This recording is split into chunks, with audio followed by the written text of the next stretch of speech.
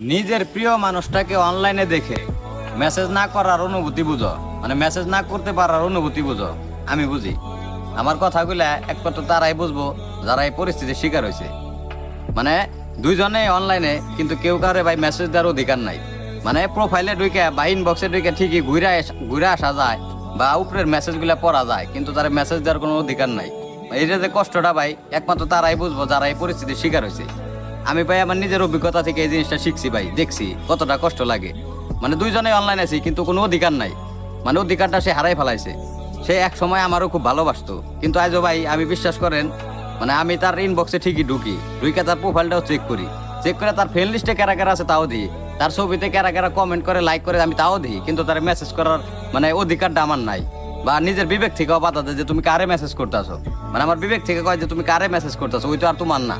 মানে সে অনেক আগেই ভাই আমার ছেড়ে চলে গেছে গা। মানে একটা সময় ভাবি ভাই, মানে এতগুলা মেসেজ, এত স্মৃতি, এত মায়া সে কিভাবে ভুলে গেল। মানে একটা মানুষের ভাই, একটা মানুষের ভুলতে তো ভাই কিছুদিন টাইম লাগে। আর একটা মানুষ যখন একটা মানুষের জীবনে আসে, মানে তার যে মায়াগুলা, তার যে মানে মানুষটারে ভুলে দেওয়া সম্ভব তখনই যখন নাকি তার মৃত্যু হয়। মানে জীবিত অবস্থায় একটা মানুষটা কেমনে ছাইরা যায়, ভালো একটা অপশন পাই, এটা ভাই আমার মাথায় ধরে না। আমরা পারি না ভাই, কিন্তু ওরা ঠিকই পারে ভাই। তারপর আমি একটা কথা কই ভাই, আমি যে পরিস্থিতির শিকার হয়েছি, এই পরিস্থিতির শিকার জানি ভাই কেউ না হয়। আল্লাহ সবারে ভালো রাখুক।